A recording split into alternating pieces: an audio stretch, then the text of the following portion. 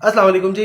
Recent में बात कर रहा था गल्फ कंट्रीज़ के एग्ज़ाम के हवाले से। तो ये मुख्तलिफ स्टेट्स हैं, मुख्तलिफ एमिरेट्स हैं, तो उनके अपने अपने एग्ज़ाम है। लाइक सऊदीया के लिए SLE हो गया, उसके बाद अबू धाबी के लिए हाद हो गया, दुबई हेल्थ अथॉरिटी के लिए DHA हो गया, और मिनिस्ट्री ऑफ हेल्थ हो गया, जो कि बाकी एमिरेट्स हैं, जो कि अबू धाबी और दुबई के अलावा हैं। इनके दाएं बाएं वाले 4-5 जो इनकी रियासतें आई थिंक उनके कह लें वो है उनके लिए।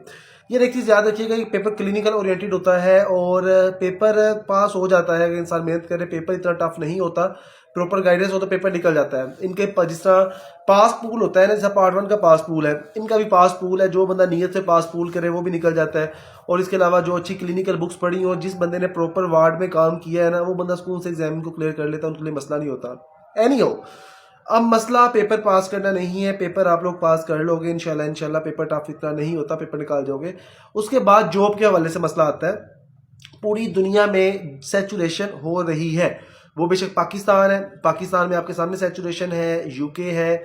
मेरे एक दो दोस्त है प्लैब 2 करके बैठे हुए हैं, तकरीबन साल हो गया, अब CV मजबूत कर रहे हैं। और अब उनके जेहन में कि हम MRCP1 भी कर लें ताकि हमें प्लैब की बाहर जॉब, प्लैब 2 करके बाहर जॉब मिल जाए। प्लैब 2 उनका पास है, वेट कर रहे हैं, लेकिन जॉब नहीं हो रही।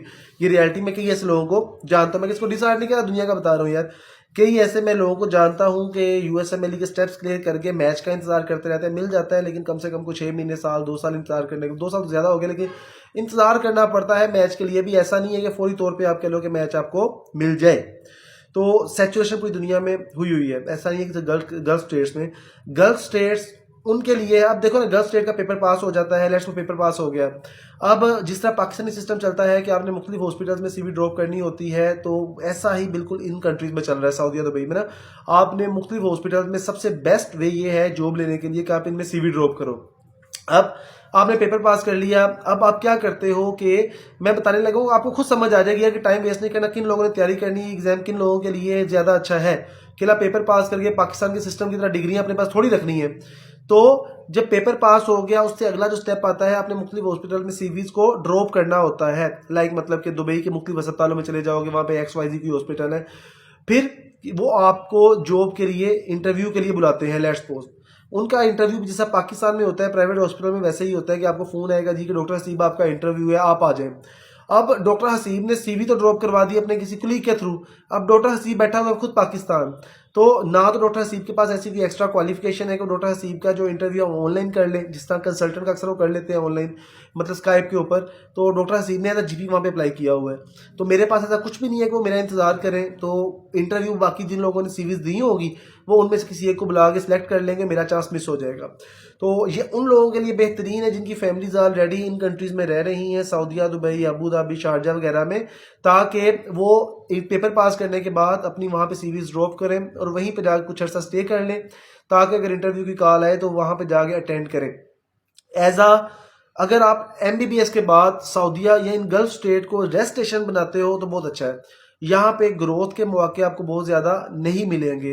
हाँ, लाइफ पुरस्कून है, लाइफ यहाँ पे एज अ GP की मैं कहूँ तो भाई क्यों यूरोपियन कंट्री से, पाकिस्तान से, दोनों से बेहतर है, लेकिन ग्रोथ यहाँ पे आपको नहीं मिलेगी। इसको आप जैसे ये सोच सकते हो कि यहाँ पे रेस्ट करके आपने आगे किसी कंट्री में मूव करना है तो कर जाओ, या आप ज़िंदगी से हारे हुए हो और आप जस्ट पुरस्कून ज़िंदगी गुजारना चाह रहे हो भाई कि मैंने GP बन के पैसा कमाना है और पुरस्कून ज़िंदगी गुजारनी है, तो हाँ अच्छी जगह है, कहा जा सकता है। और इसके अलावा हाँ, इसकी तैयारी पे टाइम कितना लगता है, तकरीबन राउंड अबाउट आपके पास 2 मंथ हो तो आप इसकी तैयारी कर लेते हो। और इसका तरीकाकार क्या है कि इसमें 2 चीज़ें होती हैं। सबसे पहले आपने डेटा फ्लो वगैरह मुख्तलिफ है, कुछ कंट्रीज़ कहती है डेटा फ्लो पहले करवाओ, कुछ कहती है खैर पेपर दो। तो आपने जो ड्यूरेशन है, मैं कहता हूँ भाई कि सबसे बेस्ट वे होता है कि आप 1 हफ्ता तैयारी करो, उनका सिलेबस वगैरह देखो सारा, और मुख्तलिफ है यहाँ पे रंग बिरंगे ना बड़े आला नोट्स हैं और इस तरह के पास क्वेश्चन बैंक है, क्लिनिकल बुक्स हैं, तो तैयारी हो जाती है। तैयारी में इतना मसला नहीं, बहुत कंटेंट अवेलेबल है मार्केट में। तो आप 1 हफ्ता तैयारी करो। 1 हफ्ता तैयारी करने के बाद भाई आप उनका जो डेटा, आपको आइडिया हो जाएगा आप कहाँ पे स्टैंड कर रहे हो, कितनी देर में आपकी तैयारी कंप्लीट होगी, या क्या क्या मसले वसाइल है। उसके बाद डेटा फ्लो का काम स्टार्ट कर दो। डेटा फ्लो पे तकरीबन जो चार्जेस आते हैं राउंड अबाउट 14 से 1500 दिरहम आई थिंक आ रहे हैं आजकल ना, और कन्वर्ट कर लो आज तकरीबन 85 to 86 रुपीज़ का दिरहम चल रहा है मेरे, अगर मैं गलत नहीं हूँ तो। बाकी 2 से 3 मंथ तैयारी के लिए 14 से 1500 दिरहम जो है इसकी टोटल, मैं राउंड ऑफ बता रहा हूँ, आप सर्च कर सकते हो, आपको ये ना मिल जाएगा उनकी वेबसाइट पे, मसले वाली बात नहीं है। और किन लोगों के लिए बेस्ट है, उन लोगों के लिए बेस्ट है जिनकी फैमिली ऑलरेडी वहाँ पे सेटल्ड है, और दूसरे लोग करेंगे तो उनको मुश्किलात का सामना करना पड़ सकता है। ये रियलिटी है। जस्ट एग्जाम पास करके पैसे ज़ाया करने का कोई फ़ायदा नहीं है। पहले अपना देखो कि भाई आपने वहाँ पे अगर जॉब करनी है तो कोई आपका रिलेटिव हो जो कि आपको शेल्टर दे दे 1-2 महीने के लिए, ताकि वहाँ पे आप रह के जॉब ढूंढ सको। कोई और क्वेश्चन है तो पूछ सकते हो। जज़ाकल्लाह।